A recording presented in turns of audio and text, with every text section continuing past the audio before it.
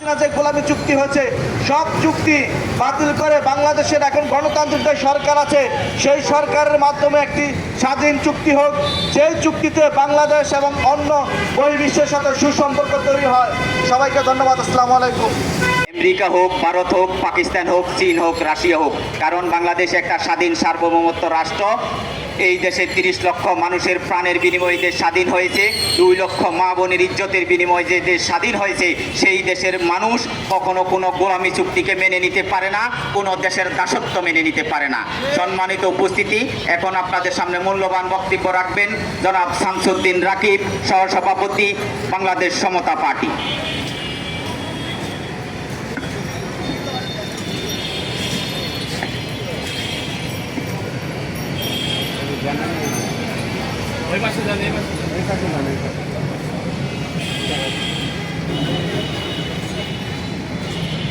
बिस्मिल्लाहिर रहमानिर रहीम नहमदु व नुसल्ली अला रसूलिल करीम अम्मा बाद आउযু বিল্লাহি মিনাশ শাইতানির রাজিম বিসমিল্লাহির রহমানির রহিম। সম্মানিত সাথী ও বন্ধুগণ, আমেরিকা সাম্রাজ্যবাদ বিরোধী আমেরিকার সাথে গোপন চুক্তি এবং কেয়ারটেকার বা অথবা তত্ত্বাবধায়ক সরকারের প্রফেসর ইউনূসের নেতৃত্বে গঠিত উপদেষ্টাদের দুর্নীতির বিরুদ্ধে নিষেধাজ্ঞা বা প্রতিবাদের বিরুদ্ধে আয়োজিত জাতীয় প্রেস ক্লাবের সামনে আজকে বাংলাদেশ সমতা পার্টি কর্তৃক আয়োজিত সংবাদ গণজামায়াতের বা প্রতিবাদ সমাবেশের সভাপতি হানিফ বাংলাদেশি এবং বাংলাদেশ সমতা পার্টির কেন্দ্রীয় নেতৃবৃন্দ সহ বিভিন্ন রাজনৈতিক দলের উপস্থিত সম্মানিত নেতৃবৃন্দ, আসসালামু আলাইকুম। সম্মানিত সাথী বন্ধুগণ, আমরা প্রেস ক্লাবের সামনে দাঁড়িয়ে প্রতিবাদ করি অথবা ঘৃণা জানাই, কিন্তু যারা ক্ষমতায় আসে তারা তাদের কানে ঘৃণা বা প্রতিবাদ কিছুই পৌঁছে না।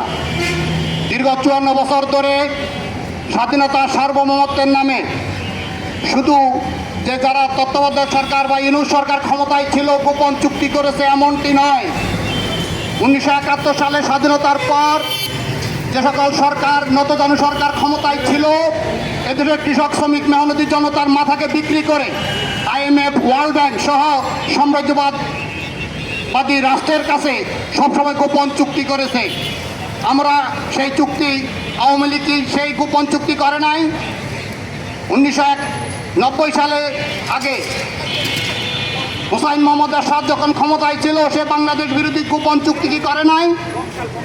91 সাল থেকে এই পর্যন্ত যে সকল সরকার, বিএনপি সরকার সহ আওয়ামী লীগ সরকার যখন ক্ষমতায় এসেছে, ভারত সহ সাম্রাজ্যবাদী ভারত এবং আমেরিকার সাথে যে সকল গোপন চুক্তি করেছে, আমরা সে সকল গোপন চুক্তি, জনগণ বিরোধী চুক্তি, স্বাধীনতা সার্বভৌমত্ব চুক্তির জনসম্মুখে প্রকাশ করা হোক এবং এ সকল চুক্তি বাতিল করার জোর দাবি জানাচ্ছি। সেই সাথে শুধু উপদেষ্টারা দুর্নীতি করেছে আমি সেটা বলবো না। স্বাধীনতার পর যারা এই দেশের কৃষক, শ্রমিক, মেহনতি জনতার মাথা বিক্রি করে ক্ষমতায় এসেছে এবং বৈষম্য দূর করবে, মানুষের ন্যায় ন্যায্যতা, ইনসাফ ভিত্তিক বাংলাদেশ কায়েম করবে, ভোটের আগে এই দেশের মানুষকে প্রতিশ্রুতি দিয়েছিল, সে সকল যারা ক্ষমতায় এসে যারা মামা, ড্যাডি, চাচা, খালুর নাম দিয়া বিদেশে যারা 8 টাকা আত্মপ্রচার করেছে, বাংলাদেশ ব্যাংক লুটপাট করেছে, যেমন আওয়ামী লীগ সরকার যখন ক্ষমতায় ছিল সমতা পার্টির সভাপতি হানিফ বাংলাদেশের নেতৃত্বে সারা বাংলাদেশের জেলা, উপজেলা বিভিন্ন দুর্নীতি বিরোধী প্রতিবাদ সে এককভাবে করেছে। এই দেশের সরকারি আমলা কামলা প্রশাসনের সকল লোক এরা যখন যেই সরকারি ক্ষমতা আসুক তারা তাদের তেল বাজিতে ব্যস্ত এবং এদেরকে বুঝিয়ে সুঝিয়ে হাজার হাজার কোটি টাকা বেগমপাড়া, সেই মালয়েশিয়া, সিঙ্গাপুর, মিডল ইস্টে পাচার করেছে। আমরা প্রিন্ট এবং ইলেকট্রনিক মিডিয়ার মাধ্যমে 90 সালের আগে এদেশের মানুষ এত সচেতন ছিল না, কিন্তু সোশ্যাল মিডিয়ার মাধ্যমে মেইন স্ট্রিম পত্রিকাগুলো, প্রিন্ট এবং ইলেকট্রনিক মিডিয়া সরকারের দালালিতে ব্যস্ত। কিন্তু সোশ্যাল মিডিয়ার সাংবাদিক ভাইদের কল্যাণে এদেশের সাধারণ মানুষ তাদের গোপন রহস্যগুলো জানতে পারে। কারণ এদেশের সরকারি আমলা কামলা, আওয়ামী লীগ, বিএনপি, জাতীয় পার্টি মিলে এদেশের 54 বছরের মধ্যে ক্ষমতায় ছিল 43 বছর। এই 43 বছরে এই দেশের যে সকল দুর্নীতি লুটপাট হয়েছে এ সকল দুর্নীতি লুটপাট এর বিরুদ্ধে আইনানুগ ব্যবস্থা নিয়ে তাদেরকে আইনের আওতায় আনতে হবে।